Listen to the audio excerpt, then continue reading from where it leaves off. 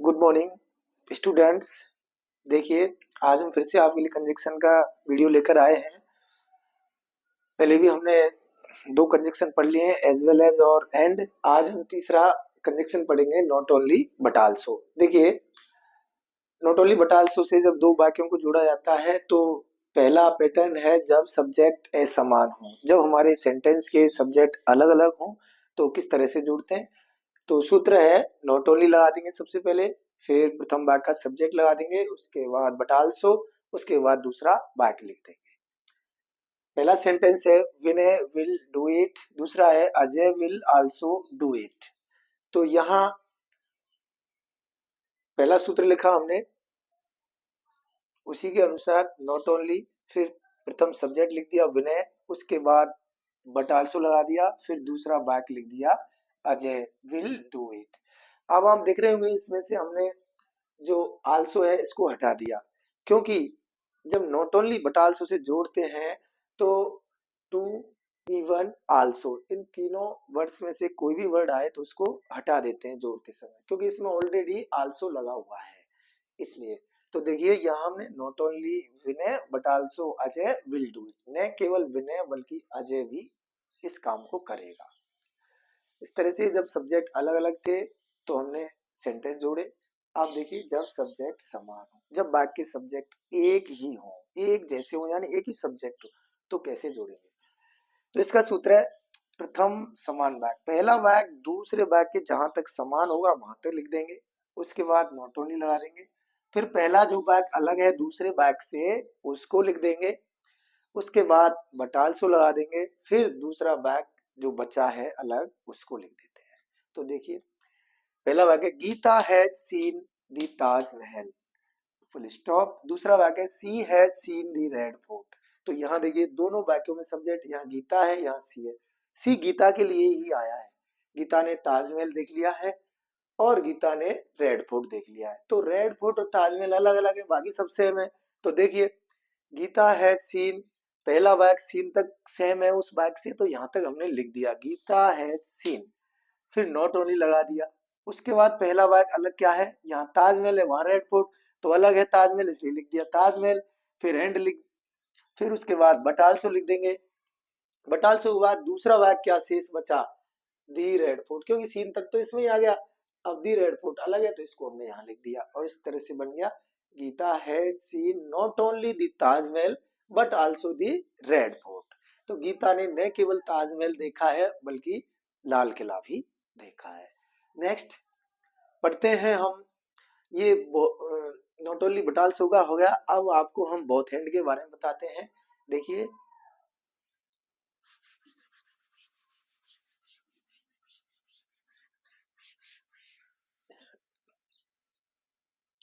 Both and, तो हमारा ये चौथा conjunction both and, both and, both यानी दोनों, एंड विस और। तो देखिए दोस्तों, इसमें भी इसी तरह वाक्यों को जोड़ा जाता है जिस तरह से एंड में जोड़ा था। तो एंड का यूज और बोथ एंड का यूज सेम है, बट थोड़ा सा बोथ का यूज और जुड़ गया है इसमें। देखिए, सबसे पहले जब हमारे सब्जेक्ट अलग अलग होते हैं तो कैसे जोड़ते हैं, सूत्र वही है। सबसे पहले बोथ आ जाएगा, फिर पहले वाक्य का सब्जेक्ट, उसके बाद एंड, एंड के बाद दूसरे वाक्य का सब्जेक्ट, बीच में एंड की तरह बहुवचन क्रिया लगेगी। जिस तरह एंड से जोड़ रहे थे तो बहुवचन क्रिया लग रही थी, अब भी वही बहुवचन क्रिया लगेगी। फिर शेष दूसरा वाक्य लिख देते हैं और जुड़ जाता है। जैसे Rahul is playing, Dhoni is playing, तो यहाँ राहुल इज प्लेइंग, दूसरा है धोनी इज प्लेइंग, दोनों में सब्जेक्ट अलग अलग हैं, तो हमने सबसे पहले लगा दिया बोथ, उसके बाद पहले वाक्य का सब्जेक्ट राहुल, फिर एंड, फिर दूसरे वाक्य का सब्जेक्ट धोनी, फिर यहाँ हेल्पिंग वर्ब इज है तो बहुवचन बनानी है, इसलिए हमें इज वाले टेंस में बहुवचन क्या होती है, आर, इसलिए आर लगा दी, और प्लेइंग का प्लेइंग। तो बहुत Rahul and Dhoni are playing, दोनों राहुल और धोनी खेल रहे हैं। अब आपको मैं थोड़ा सा यहाँ एक बता दूं कि देखिए,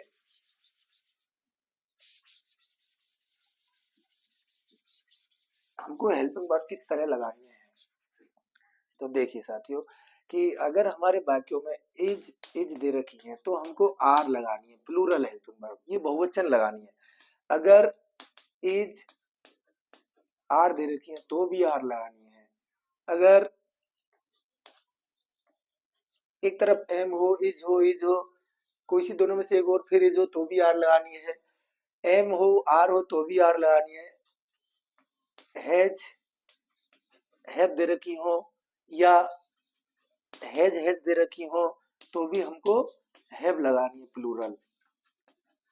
अगर डू, डज या डज, डू डज ऐसे दे रखी हो तो भी हमको डू लगानी है। मतलब इनमें से कोई भी हो, इज एम आर तीनों में से कोई भी हेल्पिंग वर्ब हो हमको आर लगानी है। अगर हैज हैव दोनों में से कोई भी हो हमको हैव लगानी है। डू डज में से कोई भी हो दोनों में से डू लगानी है। अगर वर्ब की फर्स्ट फॉर्म दे रखी हो या फिर वर्ब की फर्स्ट फॉर्म में एस या एस दे रखा हो तो हमको वर्ब की फर्स्ट फॉर्म ही लगानी है तब बहुवचन, क्योंकि ये सब प्लूरल है। वर्ब की फर्स्ट फॉर्म बहुवचन के साथ लगती है लेकिन ये सिंगुलर के साथ, एक वचन के साथ लगती है। इसलिए जब बोथ एंड से और एंड से जोड़ते हैं तो वर्ब की फर्स्ट फॉर्म लगाते हैं क्योंकि प्लूरल के साथ यूज होती है। तो इस तरह से ये हमारी प्लूरल वर्ब्स हैं, तो इनका ध्यान रखना है। जब बोथ एंड और एंड से जोड़ते हैं, वो भी कौन से सब्जेक्ट, जिनके सब्जेक्ट अलग अलग हो, तब उस समय हमें प्लूरल वर्ब लगानी है। आइए दूसरा पैटर्न इसका, जब सब्जेक्ट समान हो। तो जब सब्जेक्ट समान हो प्रथम समान वाक्य लिख देंगे, बोथ का यूज करेंगे, फिर प्रथम असमान वाक्य लिख देंगे, उसके बाद एंड लगा देंगे, फिर दूसरा जो अलग वाक्य है उसको लिख देते हैं। देखिए एक बार सूत्र फिर समझ लीजिए। प्रथम समान वाक्य लिख देते हैं, फिर बहुत लगा देते हैं, फिर दूसरा जो पहला वाक्य दूसरे से अलग है उसको लिख देते हैं, फिर एंड लिख देंगे, फिर दूसरा वाक्य जो पहले से अलग है उसको लिख देंगे। कहने मतलब ये है कि जो पार्ट्स अलग अलग होते हैं उनको ही जोड़ा जाता है। तो इसमें पीछे वाले पार्ट्स अलग अलग होते हैं, इसलिए पहले पार्ट से पहले बहुत लग जाता है, फिर पहला पार्ट, फिर एंड, फिर दूसरा पार्ट। देखिए जैसे सी वाज ईटिंग राइस, यहाँ राइस है, सी वाज ईटिंग फिश, यहाँ फिश है। ईटिंग तक दोनों सेम है, यहाँ राइस अलग हुआ, यहाँ फिश अलग हुआ। अब हम जब इनको जोड़ेंगे तो ये दोनों पार्ट जुड़ते हैं। कहने का मतलब जब दो पार्ट्स हो कंजक्शन में तो पहले पार्ट्स को पहले भाग से पहले लगा देते हैं, बीच में दूसरा पार्ट लगा देते हैं, फिर दूसरा भाग। जैसे सी वाज ईटिंग, पहला समान ईटिंग था लिख दिया, फिर बहुत लगा दिया, उसके बाद पहला भाग क्या बचा राइस, इसको भी लिख दो, फिर एंड लगा दिया, फिर दूसरे भाग में अलग क्या है फिश, इसको लिख दिया।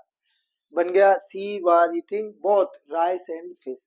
तो राइस और फिश दोनों ही तो अलग थे, इसलिए हमने राइस और फिश इन दोनों के बीच में तो लगा दिया एंड, और इन दोनों से पहले लगा दिया बोथ और सेम वाक्य लिख दिया। तो ये ध्यान रखना है कि पहला वाक्य जहां तक समान है वहां तक लिख दो, फिर बोथ लिख दो, फिर उसके बाद में पहला वाक्य क्या बचा राइस, इसे लिख दो, फिर एंड, और फिर दूसरा वाक्य बचा उसको लिख दो। इस तरह से ये हमारा बोथ एंड का यूज हो गया। अब हम आपको यही एक कंजक्शन और बताते हैं। देखिए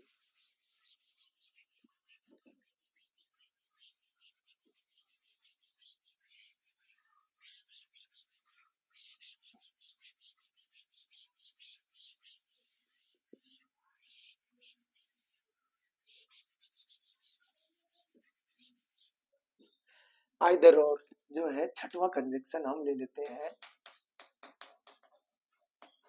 आइदर और, या तो, या तो, या। तो देखिए इनको भी उसी तरह जोड़ा जाता है, वही सूत्र है। पहला हम पैटर्न ले लेते हैं, जब सब्जेक्ट असमान हो। तो जब हमारे सब्जेक्ट अलग अलग होते हैं तो हम कैसे करेंगे, सबसे पहले सूत्र में आइदर लिखते हैं, उसके बाद हम प्रथम वाक्य का सब्जेक्ट लिख देंगे, फिर उसके बाद हम और लिखेंगे, फिर उसके बाद दूसरा वाक्य लिख देते हैं। उस तरह से बन जाएगा। पहले आइदर लिख दिया, फिर प्रथम वाक्य का सब्जेक्ट लिख दिया, फिर और, फिर दूसरा वाक्य। इसमें बहुवचन सिंगुलर हेल्पिंग वर्ब उसका कोई रोल नहीं होता, दूसरे वाक्य के अनुसार ही लगती है, इसलिए दूसरा वाक्य लिख देते हैं। जैसे देखिए कि he has learned a poem, his brother has learn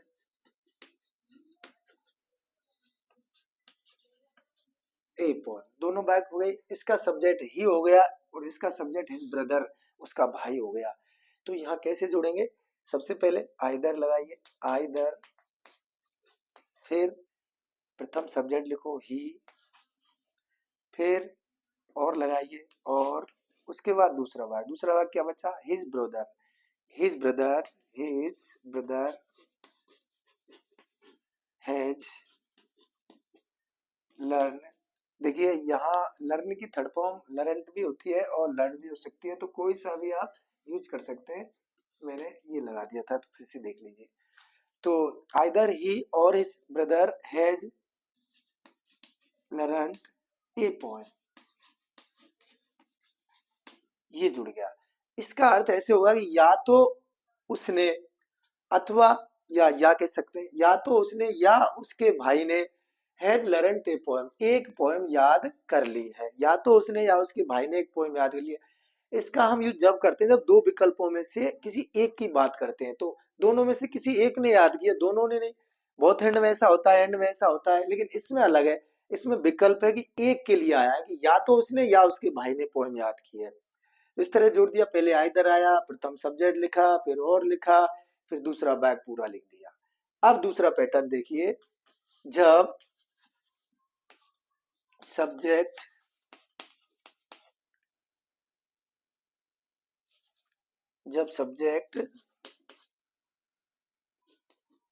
समान हो, तो देखिए जब सब्जेक्ट समान होंगे तो वही प्रथम समान वाक्य लिख देंगे। ये सूत्र है, पहला वाक्य दूसरे वाक्य जहां तक समान है वहां तक लिख दो, फिर आइदर लिख देंगे।